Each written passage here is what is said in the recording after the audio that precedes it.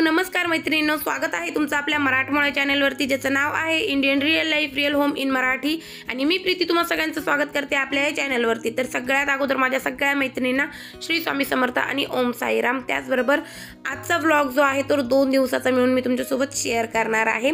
सुरुवातीला तुम्ही बघितलं की छान अशी रेसिपी दिसत आहे, तर मस्त अशी ॲव्होकॅडो सँडविच, पण सँडविच रोल चपातीपासूनचा कसा बनवते मी फ्रोझन चपाती यूज करून, ते मी पुढे व्हिडिओमध्ये तुमच्यासोबत शेअर करणार आहे। त्याचबरोबर शुक्रवारच्या दिवशी ना सायंकाळी जे ते छान अशा 2 टिफिनसाठी छान अशा भाज्या बनवलेल्या होत्या।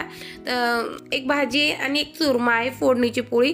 तर पोळी घरात जास्त उरल्यानंतर मी काय करते ते तुमच्यासोबत शेअर करणार आहे, आणि एक जे ती टिफिनसाठीची भाजी एक तुमच्यासोबत शेअर करणार आहे। तर इथे मी 2 ते 3 चपात्या उरलेल्या होत्या, त्या मिक्सरच्या भांड्यामध्ये घालून हलक्याशा आपल्याला फिरून घ्यायच्या, पूर्ण बारीक नाही करायचे। त्यानंतर यामध्ये आपण काही मसाले करून घेणार आहोत, ज्यामध्ये मी हळद पावडर घातलेली आहे, धना पावडर घातलेली, लाल तिखट घातलेले, थोडासा घरगुती गरम मसाला घातलेला, चवीनुसार मीठ घातले, थोडासा गुळ घातलाय। आणि त्यानंतर आता आपण फोडणी करून घेणार आहोत। तर कढई गरम करायला ठेवली, कढईमध्ये तेल गरम झाल्यानंतर मोहरी फुलवून घेतली, जिरे फुलवून घेतले, आणि त्याबरोबर लगेचच मी शेंगदाणे घालून घेतले। शेंगदाणे आपल्याला छान असे तळून घ्यायचे ब्राऊन रंगावर, आणि त्यानंतर यामध्ये आपल्याला कढीपत्ता घालून घ्यायचा आहे। कढीपत्ता सुद्धा छान असा कुरकुरीत करायचा आहे, आणि त्यानंतर यामध्ये आपल्याला 3 मीडियम साईजचे कांदे मी फक्त असे रफली चॉप केलेले आहे ते घालून घेतलेले आहे, आणि ते आपल्याला हलकेशी 1 मिनिटभर परतवायचे। आणि त्यानंतर यामध्ये मी चुरम्यामध्ये गुळ टाकला होता की नाही माहीत नाही, पण इथे गुळ घातलेला आहे। आणि आपल्याला थोडीशी 1 चमचा भरून हिरवी मिरची आणि लसणाची पेस्ट सुद्धा घालायची, आणि थोडीशी कोथिंबीर घालायची। फोडणी 1 मिनिटभर छान अशी तळून घ्यायची, आणि त्यानंतर आपण जे सगळे मसाले चुरम्यामध्ये घालून घेतले होते ना, तो चुरमा या फोडणीमध्ये घालून घ्यायचा आहे, आणि छान असं तेल सुटस्तोर, म्हणजे असं चुरमा जो तो आपाप कढई सोडायला लागतो, एवढं आपल्याला इथपर्यंत मीडियम गॅसवर 2 ते 3 मिनिटं हा चुरमा छान असा परतून घ्यायचा आहे। तर खूप छान अशी ही फोडणीची पोळी बनवून रेडी होते। यात एकच कंडिशन आहे, तुम्ही जर डाएट करत नसाल, मन मोकळ्यापणाने तेल किंवा तूप खात असाल, तर भरपूर सारं तूप टाकायचं। शिळी चपातीचा चुरमा किंवा भुगा बनवत असताना त्याला तेलाचा किंवा तुपाचा वापर जो तो भरपूर करायला लागतो। तर त्या पद्धतीने आपल्याला तेल घालायचे। तर मी चुरमा बनवून घेतला, ब्रेकफास्टसाठी होता हा, म्हणजे दुपारची जी छोटीशी भूक लागते ना त्यासाठी। त्यानंतर आता मी टिफिनलाही ही भाजी चालेल अशी ही भाजी आहे, सुकी भाजी बनवलेली आहे। तर पिवळ्या डांगराची भाजी बनवत आहे। तर कढई गरम करायला ठेवली, कढईमध्ये तेल गरम झाल्यानंतर जिरे मोहरी घालून घेतलेले आहे। त्यानंतर हिरवी मिरची आणि लसणाची पेस्ट घातली, कढीपत्ता घातला, थोडीशी कोथिंबीर घातली। त्यानंतर मसाले करून घेतलेले, ज्यामध्ये मी हळद पावडर, गरम मसाला, धना पावडर आणि लाल तिखट घातलेले, छान असे त्यात ह्या फोडणीमध्ये घालून घ्यायचे। आणि त्यानंतर यामध्ये आमचूर पावडर घातलेली मी, आणि मीठ घातलेले, थोडासा गुळ घातलेला। गुळ इथे घालायचा, गुळ किंवा साखर घाला, त्याने छान अशी आपली डांगराची भाजी, जी लाल भोपळ्याची भाजी, खूप छान अशी टँगी, तिखट, गोड, आंबट चव देणारी होते। तर सगळे मसाले घालून घ्यायचे, मिनिटभर परतून घ्यायचे। त्यानंतर यामध्ये कट करून धुवून घेतलेलं डांगर घालून घ्यायचे। 10 मिनिटं, म्हणजे हे अगोदर डांगरचे ते मसाल्यांमध्ये छान असं 2-3 मिनिटं परतून घ्यायचे। त्यानंतर हे डांगर झाकण ठेवून 10 मिनिटं आपल्याला छान असं शिजवून घ्यायचे, आणि त्यानंतर आपल्याला याचं झाकण काढायचे।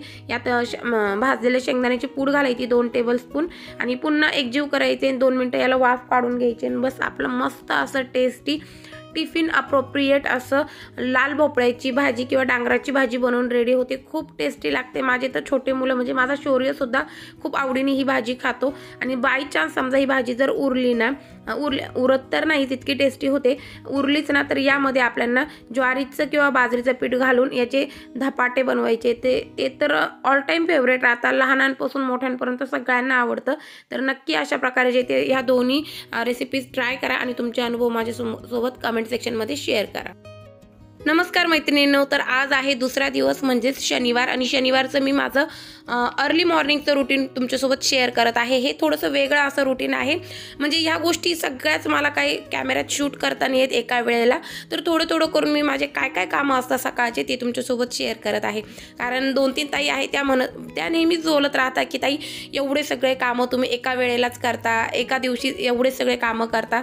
तर नाही ताई, तसं नाही आहे. यापेक्षाही जास्त कामं असतात. ते सगळे आपल्याला करायला लागतं. आणि मी काय, तुम्हीसुद्धा तेवढे कामं करता. सगळ्याच आपल्या ताई मैत्रिणी सगळ्या एवढेच कामं करता. फक्त फरक एवढाच आहे की मी माझं जे काम करते ना ते तुमच्यासमोर मी प्रेझेंट करू शकते, तुमच्यासोबत शेअर करते. आणि तुम्ही जे कामं करताना ते तुम्ही माझ्यासोबत काही शेअर करू नाही शकत. तर हा एवढाच एक फरक आहे. आणि मी जे ते माझे कामं आवरता यूट्यूबवर काम करते, एक जॉब माझा करण्याचा प्रयत्न करत आहे. आणि तुम्ही ते तुमचं घरातलं काम आवरता, घर बघता आणि वेळ मिळाला की फावल्या वेळामध्ये वेळात वेळ काढून तुम्ही माझे व्हिडिओसुद्धा बघत राहता. बस एवढाच आपल्यामध्ये फरक आहे. नाही तर तुम्ही काय आणि मी काय, आपण दोघीही म्हणजे आपण ही पार्टी आणि ती पार्टी सारखीच आहे. सगळ्यांना एकच काम करायला लागतं. असो तर आता आहे अगदी सकाळची वेळ. तर सगळ्यात अगोदर सगळ्यांना गुड मॉर्निंग. आणि त्यानंतर आता आपण व्लॉगला सुरुवात करूया. तर व्लॉगमध्ये मी सगळ्यात अगोदर ते तुम्हाला दाखवलं त्याप्रमाणे सगळं घर ते पारोसं काढून घेतलं. आणि त्यानंतर वरची जी जेवढी कामं होते ना ते करून घेतले. आता मी पहाटे इथे उठलेली 4 वाजता आणि मला तनिष्काचा टिफिन द्यायचा आहे. तर मी कालच्या व्लॉगमध्येही तेच सांगितलं आणि आजच्या व्लॉगमध्येही तेच सांगते की आपल्याला स्मार्ट वर्क करायचे, अजिबात हार्ड वर्क करायचं नाही. आणि मी नेहमी अगदी म्हणजे कुठलंही काम सोपं कसं होईल, काम जे ते सोपं करण्याचा प्रयत्न करत असते. तर तेच आजही मी तुमच्यासोबत शेअर करणार आहे. माझ्याकडनं जास्त पीठ राहिलं, पोळ्यांचं पीठ जास्त उरलेलं असलं की त्यावेळेला त्या चपात्या एक्स्ट्रा करून शिळ्या खाण्यापेक्षा किंवा मग त्या चपात्या फेकून देण्यापेक्षा ना शक्यतो मी काय करते, त्या फ्रोझन चपात्या करून घेते आणि त्या स्टोअर करून ठेवलेल्या असतात. तर ते अशाही नाही की 8-8, 9-9, 10-10 दिवसाच्या असते किंवा 15 दिवसाच्या असतात किंवा महिनाभराच्या असतात. नाही, तसं नाही आहे. 2-3 दिवसातच त्या चपात्या संपत्या आणि पुन्हा 2-3 दिवसात दुसऱ्या बनतात. कारण की आपल्या सगळ्या गृहिणींना एक सवय असते की आपण 4 पोळ्याचं पीठ मळायचं असेल तर आपल्याकडनं साहजिकच 6-7 पोळ्या होतातच. तर त्या पोळ्या करून फेकजोक होण्यापेक्षा म्हणजे संध्याकाळी किंवा मला कळतंय की आता आम्ही यानंतर जेवणार नाही, तर त्यावेळेला मी त्या एक्स्ट्रा चपात्या जे येते त्याचं फ्रोझन चपात्या करून ठेवत असते. त्या फ्रीजला स्टोअर करत असते. त्या कशा बनवते तेही मी तुमच्यासोबत शेअर केलेलं आहे. आता एक एक करून त्या मी यूज कसं करते ते दाखवते. तर या अगोदर ना मी जवळजवळ 2-1 महिन्यापूर्वी पहाटे ना असं म्हटलं तरी चालेल की 3:30 नंतर मी जागीच आहे असं व्हायचं. आणि त्यामुळे ना माझे डार्क सर्कल खूप वाढायला लागले होते, झोप होत नव्हती. तर माझा चिडचिडेपणाही वाढायला लागला होता. तर त्यावर मी हा एक उपाय शोधून काढलेला आहे की फक्त सकाळी उठल्याने की चटपट म्हणजे असं पटकन काळजी करून एक भाजी बनवायची किंवा सँडविच वगैरे बनवायचं, चपात्या काढायच्या फ्रोझन, त्या भाजायच्या आणि तिला टिफिनला देऊन टाकायचा. आणि तिचा टिफिन म्हणजे त्यांचा जो ब्रेकफास्टचा ब्रेक आहे ना तो 8:30च्या दरम्यान म्हणजे 8:30 ते 9च्या दरम्यान असतो. तर ती लवकर तिचा ब्रेकफास्ट होऊन जातो, तर जास्त वेळ नाही लागत. त्यामुळे मी तिला फ्रोझन चपाती जे ते देत असते टिफिनला. तर म्हणजे हार्ड वर्क करण्यापेक्षा आपण स्मार्ट वर्क करायचं. 4:30ला 3:30ला उठून चपात्या करा, भाजी करा हे करत बसण्यापेक्षा मी आता 4 वाजता उठते, माझे सगळे कामं करते आणि त्यानंतर मी फक्त एक भाजी बनवायला घेते किंवा सँडविच वगैरे बनवत असते. तर आजही मी ना अवोकॅडो सँडविच म्हणजेच ग्वाकामोले चटणी यूज करून सँडविच रोल बनवणार आहे। शक्यतो मी ब्रेडसुद्धा कमीत कमी यूज करण्याचा प्रयत्न करते। आपल्या चपात्यांपासूनच मुलांना सँडविच वगैरे, चपातीचा रोल वगैरे देते, खाऊ घालत राहते, म्हणजे जेणेकरून त्यांची ही जी एक वेगळं काही खाण्याची क्रेविंग असते ना ती भागते आणि आपल्यालाही असं वाटतं की नाही मुलांनी काहीतरी चांगलं खाल्लेले। तर आता आज मी कटिंगपासून तर पूर्ण ग्वाकामोले चटणी मी कशी बनवते ते दाखवणार आहे। तर मी सगळ्यात अगोदर किचनही क्लीन करून घेतला होता। किचन क्लीन करून घेतला असं वहिनी काय म्हणते ना परेशान असलेली व्यक्ती मी। खरं तर मला ना देवपूजा होत नाही ना तर खूप बेचैनी होते घरामध्ये। तर मी काय करते, सगळ्यात अगोदर किचन पुसून घेते आणि त्यानंतर कॅन्डल जे ते ऑन करून देते, अगरबत्ती लावून देते आणि त्यानंतर माझ्या सगळ्या कामाला लागत असते। तर कॅन्डल लावून दिली, अगरबत्ती लावली, काय काय सामान मला काढायचं होतं फ्रीजमधनं, व्हेजिटेबल्स वगैरे ते काढून घेतले आणि त्यानंतर कॅटल ऑन केलेली आहे। मी तनिष्का, अनुष्का आणि माझ्यासाठी ब्लॅक कॉफी बनवणार आहे। तर कॅटलमध्ये पाणी गरम करायला ठेवून दिलं आणि इकडे चॉपिंग करायला घेतलेली आहे। टोमॅटो आपल्याला चाकूनेच आहे ना बारीक असा चॉप करून घ्यायचा आहे। त्याच पद्धतीने आपल्याला कांदा बारीक चॉप करून घ्यायचा आहे, कोथिंबीर चॉप करून घ्यायची, लसूण जो तो आपल्याला एकतर कट करून घ्यायचा आहे किंवा मग ठेचून घालायचा आहे। तर मी आजच्या चटणीमध्ये जे आहे ना ते ठेचून लसूण घालणार आहे। मागच्या वेळेला जी ग्वाकामोले चटणी दाखवली ना त्यामध्ये मी लसूण कट करून घातलेला होता। तर आपण खूप सारे व्हेरियंट करू शकतो या चटणीमध्ये। आता तुम्ही म्हणाल तुम्ही तर इथे भारतात राहता, मग तुम्हाला कसं ह्या गोष्टी माहिती आहे? तर खरं सांगायचं ना तर मी बऱ्यापैकी जे फॉरेनर यूट्यूबर आहे ना त्यांना फॉलो करते, त्यांना बघत असते, त्यांच्या रेसिपीज मी बघत असते ना, तर त्यामुळे त्या रेसिपीजही माझ्या अंगवळणी जशा पडून गेलेल्या आणि ते काय काय जे इंग्लिश एखाद्या वेळेस मी ना ब्रिटिश ब्रेकफास्ट जो आहे ना पूर्ण ब्रिटिश ब्रेकफास्ट मला मिळाला ना तर म्हणजे त्या वस्तू जर मिळाल्या तर त्याही तुमच्यासोबत शेअर करेल।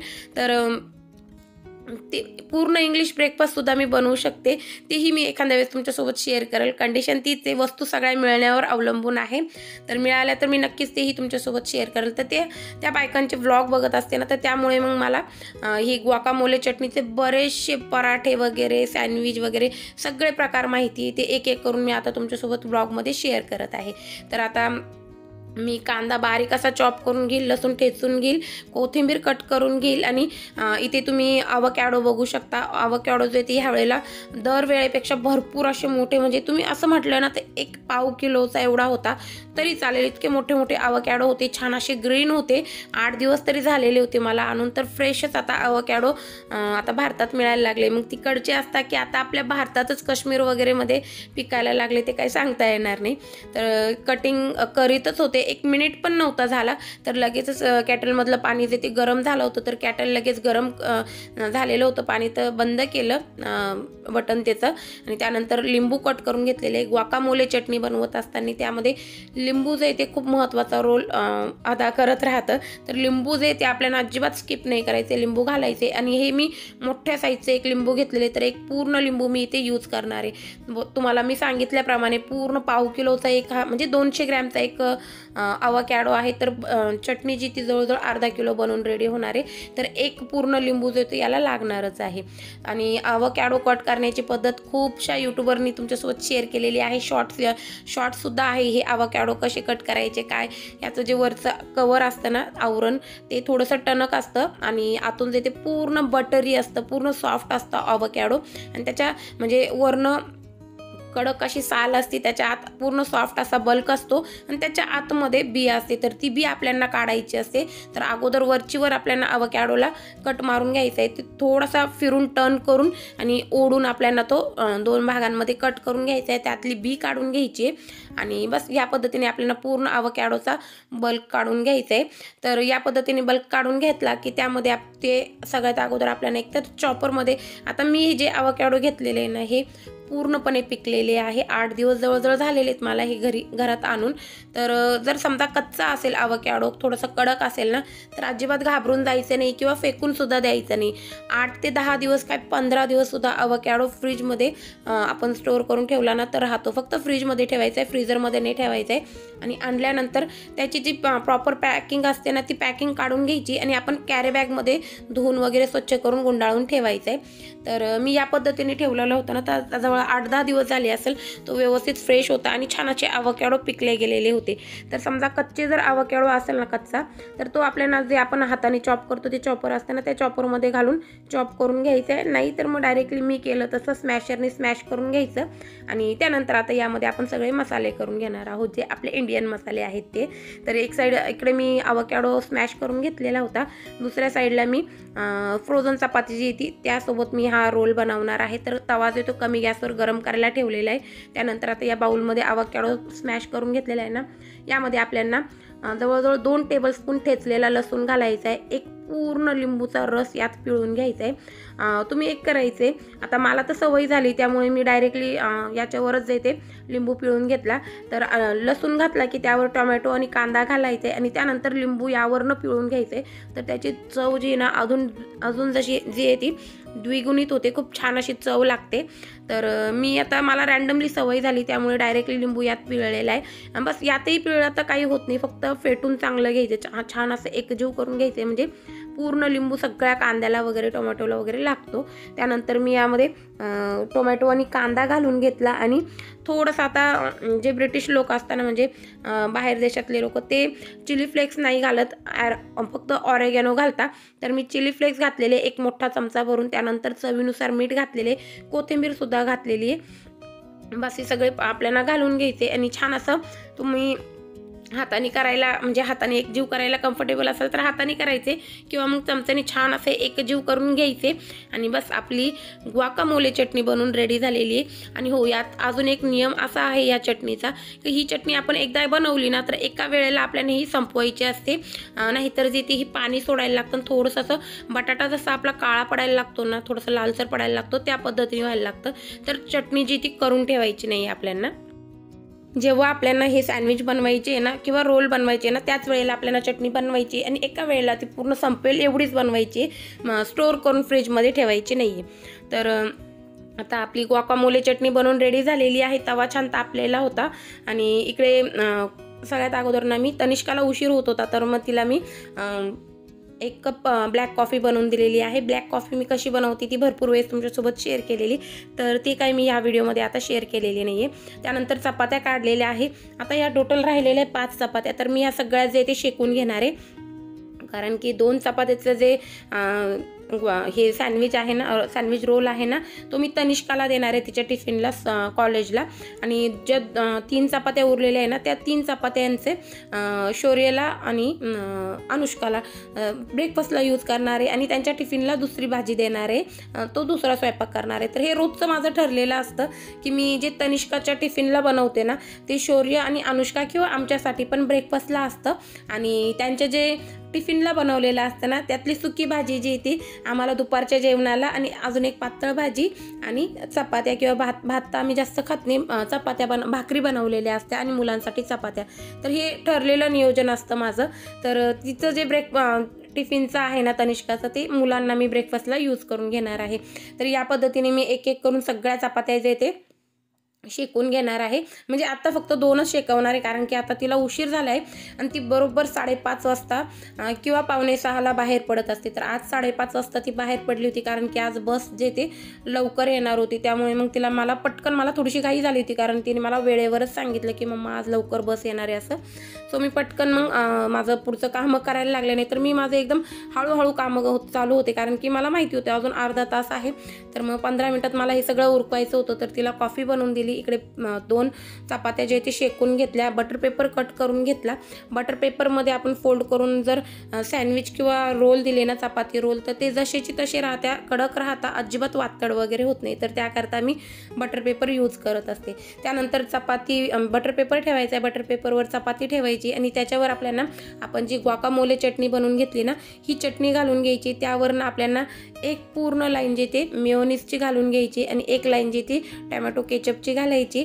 आणि बस हा रोल जो तो व्यवस्थित आपल्याला पॅक करायचा आहे. मी इथे जो बटर पेपर आहे ना त्याच्या साहाय्याने रोल जो तो पॅक करत आहे, त्यामुळे तो अजिबात निघणार नाही आणि व्यवस्थित असा रोल पॅक होईल. कट केल्यानंतर सुद्धा तो जसाचे तसा रोलच राहील. तर ती एक टेक्निक असते. आपण जर करीत राहिलो ना नेहमी रेग्युलर आपल्या यूजमध्ये असल्याने ह्या गोष्टी, तर आपण बरोबर त्यालाही यूज टू होऊन जात असतो. तर या पद्धतीने मी रोल करून घेतलेला आहे. तो कट करून घेईल आणि 2 भागामध्ये कट करून रोल देते. 4 रोल तिला देणार आहे, म्हणजे 2 चपातीचे रोल मी तिच्यासाठी तिच्या टिफिनसाठी रेडी करून घेणार आहे. तर ही जी चटणी आहे ना गुआकामोले चटणी, ही यूज करून तुम्ही याच पद्धतीने सेम ह्याच पद्धतीने सँडविचसुद्धा बनवू शकताय. साधे व्हेजिटेबल सँडविच होतात किंवा मग हे अवोकॅडो चीज सँडविचसुद्धा बनवू शकताय. फक्त यामध्ये चीज आपल्याला घालायचं आहे, बस एवढंच आहे, बाकी काहीच नाही. एकदम सोप्या पद्धतीने बनवले जातात आणि खरं सांगू ना तर चव जी आहे ती अप्रतिम लागते. आणि अप्रतिम म्हणजे कशी, थोडक्यात आपली जी हिरवी चटणी असते ना, हिरवी मिरचीचा ठेचा, तिच्यासारखीच चव लागते, पण थोडेसे बटरी लागते. कारण की जे अवोकॅडो आहे ना ते थोडेसे असे बटरी टेस्टचे असतात, मस्त लागतात. नक्की एकदा अशा प्रकारे अवोकॅडो चटणी जी आहे म्हणजेच गुआकामोले तुम्ही ट्राय करा आणि तुम्हाला कशी वाटली ही रेसिपीसुद्धा माझ्यासोबतसुद्धा शेअर करा. तर या पद्धतीने मी 2 रोल करून घेतलेले. आता त्याचा टिफिन पॅक करून घेईल. तर तिचा टिफिन पॅक केलेला आहे आणि आता ती निघालेली आहे. तर आता हे बघा 5:30 वाजता ती जाते आणि त्यानंतर आता माझं दुसरं काम चालू झालेलं आहे. ते म्हणजे आता गॅस जे ते माझा संपलेला होता गिझरचा. तर आता मिस्टरांनी तुम्हाला दाखवल्याप्रमाणे मी जी ती इलेक्ट्रिक चूल असते ना ती आणलेली आहे. तर ती अगदी म्हणजे सांगायचं ना, मला चुलीची 12 खडीसुद्धा येत नाही, पण मी सुद्धा ती चूल किती सोप्या पद्धतीने पेटवते आज मी तुमच्यासोबत शेअर करणार आहे. तर मिस्टरांना थोडं बरं नव्हतं, त्यांना सर्दी वगैरे झालेली होती. मग ते की नाही तिला सोडवून आले आणि लगेचच जे ते बेडमध्ये थोडे पडलेले होते ते. तर मी म्हटलं चला आज आपणच चूल पेटवूया. तर आज मी तुम्हाला चूल मी कशी पेटवते ना ते पेटवून दाखवणार आहे. आणि तनिष्का कॉलेजला निघालेली आहे. तर बघा अजून अंधारच आहे. ही पोरगी अंधारातच येते कॉलेजला जाते आणि दुपारचे 3 वाजता ती कॉलेजमधनं येते. तर त्यामुळे तिला टिफिन देणं, तिच्या खाण्यापिण्याची काळजी घेणं हे म्हणजे मला कर्मबाह्य आहे. सो तिचे पप्पा जे ते आता तिला 4 व्हीलरमध्ये तिच्या बसपर्यंत सोडवायला चाललेले आहेत. आणि इथे तुम्हाला 4 व्हीलरमध्ये 2दा 4 व्हीलर आमची दिसली. तर तिची नेमप्लेट जी ती तुटलेली दिसली. तर हो थोडंसं गाडीला डॅश लागलं होतं. तर त्यामध्ये ना आमच्या गाडीची नेमप्लेट जी ती निघलेली आहे. तर ती बसवायला यांना वेळ मिळत नाही, सो त्यामुळे ते काम राहिलेलं आहे. आणि त्यानंतर आता हे तिला सोडवायला गेलेले आणि इथे लगेच बघा मी थोडीशी पुढं आली ना तर बेला लगेच माझ्या मागे इकडे आली. आणि इकडे ही आली ना तर मला फक्त एकच भीती वाटते की कुत्रे हिच्या मागं लागते ना, तर हिला आहे ना आमच्या बेलूला पळतासुद्धा येत नाही आणि इतकी घाबरट आहे ना, तर त्यामुळे तिची थोडीशी काळजी घ्यावी लागते.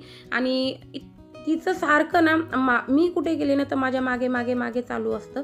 आणि आता बघा आंघोळ घालायला लागणार आहे, पण ह्या मॅडमला ना पाणी बघितलं ना तर ती एकदम असे जुन्या जमान्यातले ते सिरियल नव्हते का, त्यामध्ये ते देव असे एकदम ढँकन गायब होऊन जायची, अशी ही गायब होऊन जायला बसली. इतकं तिला पाण्याची भीती वाटते. तिला पाणी अजिबात नको असतं आणि आंघोळ करायला नाहीच म्हणते. आंघोळ करायचं म्हटलं की पळून जाते, कुठंतरी लपून बसते. तर आता मी एवढ्या 2-3 दिवसात तिला आंघोळ घालणारच आहे, कारण की महिन्यातून ॲटलिस्ट एकदा तरी तिला आंघोळ घातली गेली पाहिजे. आणि मांजर तसेही थोडेसे म्हणजे पाण्याला घाबरतात. आणि मी डॉक्टरांना सुद्धा विचारलेलं होतं, तर डॉक्टरांनीही सांगितलं होतं की 15 दिवसातून महिन्यातून एकदा आंघोळ घातली तरी चालेल. तर तिला आता आंघोळ घालील त्यावेळेलाही तुमच्यासोबत हे शेअर करेल की मी तिला आंघोळ कशी घालते. आणि त्यानंतर तिच्या संग थोडीशी मस्ती केली. बाहेर आलं ना की 100% बेलासोबत थोडंसं मजा मस्ती होतेच आमची. ती मागे पळते, थोडीशी चाळे करतात ना मांजर, ती चाळे करते, ते तिच्या संग खेळून झालं.